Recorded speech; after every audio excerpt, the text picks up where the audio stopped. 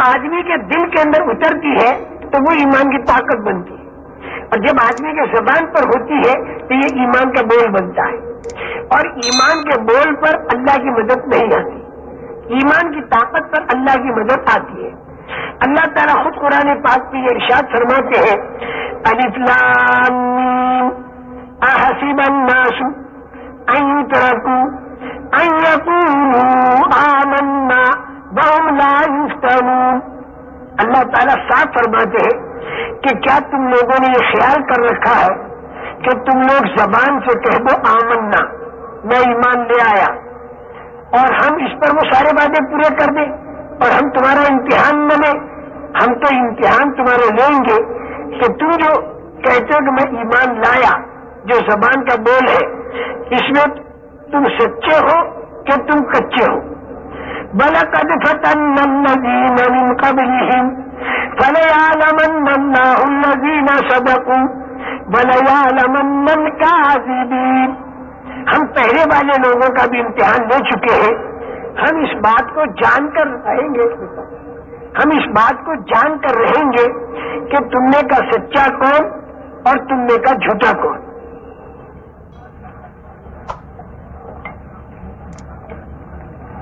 اللہ تو عالم الغیب و شہادہ ہے، وہ تو دلوں کے بھید کو جانتے ہیں، لیکن وہ یہ بتاتے ہیں ہم لوگوں کو بھی جمنا کر رہیں گے کہ آمنا کہنے میں سچا کون، آمنا کہنے میں جھوٹا کون۔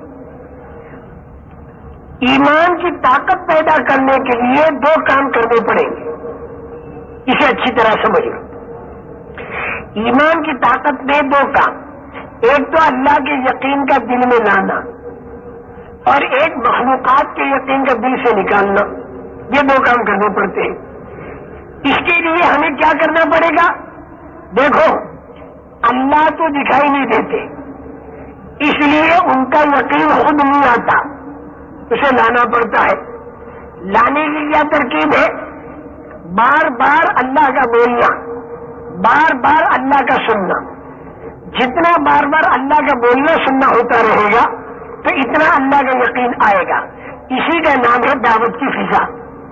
جتنی ہم دعوت کی فضا بنائیں گے تو اتنا اللہ کا یقین دلوں میں آئے گا، یہ خوب یاد رکھنا۔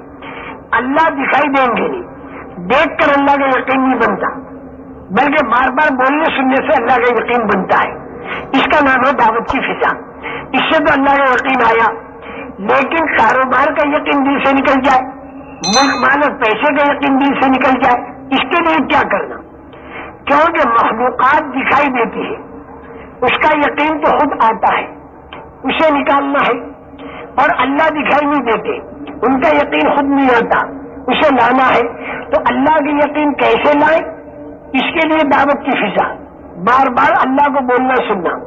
اور مخلوقات کا یقین کیسے نکلے؟ اس کے لیے قربانی۔ جتنی ہم قربانی دیں گے اتنا مخلوق کا یقین نکلے گا۔ آدمی جماعت میں جاتا ہے تو قربانی دیے بغیر نہیں جاتا۔ 13 سال مکہ مکرمہ میں صحابہ کے جو گزرے وہ ان دو باتوں میں گزرے، ایک طرف دعوت اور ایک طرف قربانی۔ دعوت کے ذریعے ایمان کے اندر ان کی طاقت پیدا ہوئی تو ان کی نمازوں کے اندر جان پیدا ہوئی، ان کے تعلیم کے حلقوں سے ذہن اور زیادہ آگے بڑھا، ان کے فکر و تلاوت سے اللہ کا تعلق ملا، ایثار اور ہمدردی ان کے اندر دوسروں کے لیے آئی، نیت و نظر اخلاص اتنا پیدا ہوا کہ مکے کے پہاڑوں کو سونا نبی پاک صلی اللہ علیہ وسلم نے اسی لیے نہیں بننے دیا کہ ان کے اخلاص کے اندر کوئی کمی نہ آنے پائے، اس لیے کہ اگر سونا بنا تو لوگ سونے چاندی کے لیے کام کریں گے، ان کو اللہ کے لیے کام کرانے کا طریقہ یہ ہے کہ یہ اپنی جان اور اپنا مال اور اپنے جذبات قربان کر کے یہ اللہ کے دین کا کام کرے۔ میرے محترم دوستو، میں لمبی بات نہیں کرتا، دو باتیں میری مان لو۔ اللہ کا یقین لانا، غیر کا نکالنا۔ اللہ کا یقین اگر لانا ہے تو دعوت کی فضا، یہ جو مسجد وار جماعتیں بنتی ہیں اس میں کیا ہوتا ہے؟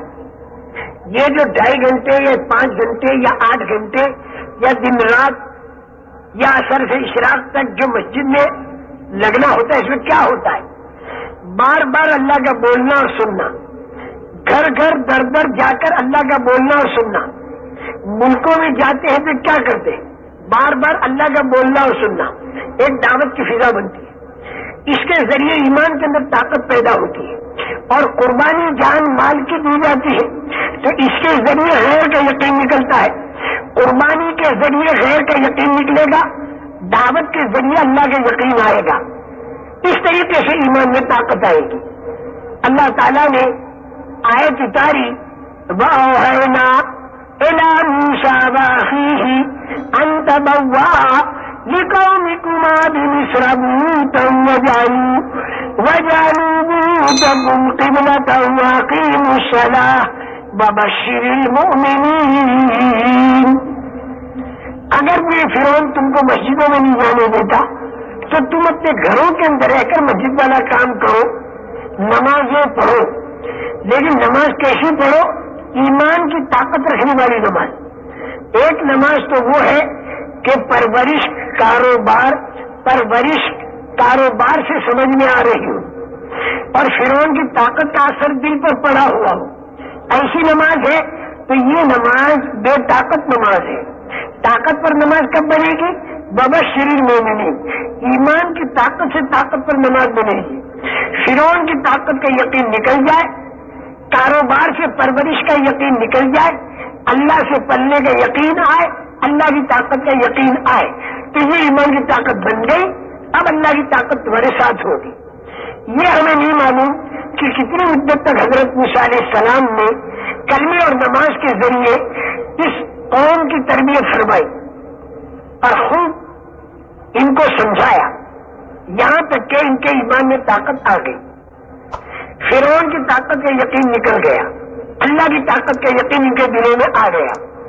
جب دیکھ لیا کہ مجمع کے اندر وہ ایمان کی طاقت آ گئی تو اب حضرت موسیٰ علیہ السلام نے دعا مانگی اور بہت زور کی دعا مانگی، ربنا اطمس علی اموالہم واشدد علی قلوبہم فلا یؤمنوا حتی یروا العذاب الالیم۔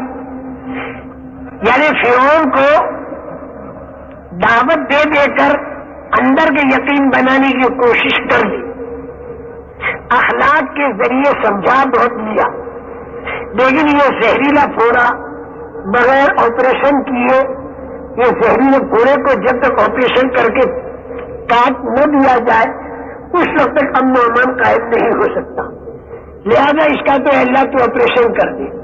ربنا اطمس علی اموالہم، ان کے مالوں کو تباہ کر دے، واشدد علی قلوبہم فلا یؤمنوا حتی یروا العذاب الالیم۔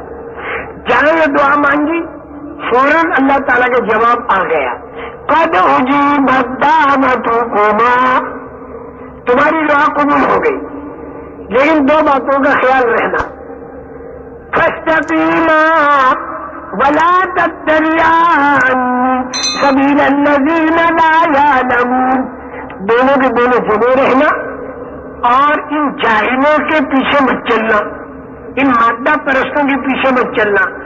خطاب تو ہو رہا ہے دو بڑے نبیوں کو اور سنایا جا رہا ہے ہم کو اور تم کو اور ان بنی اسرائیل کو۔ بعض مرتبہ ایسا ہوتا ہے، خطاب تو کر رہے رسول کریم صلی اللہ علیہ وسلم کو، لئن اشرکت لیحبطن عملک ولتکونن من الخاسرین، اگر آپ نے شرک کیا تو اعمال آپ کے سارے حق ہو جائیں گے، ختم ہو جائیں گے اور بڑے بھاری نقصان کے اندر آپ پڑ جائیں گے۔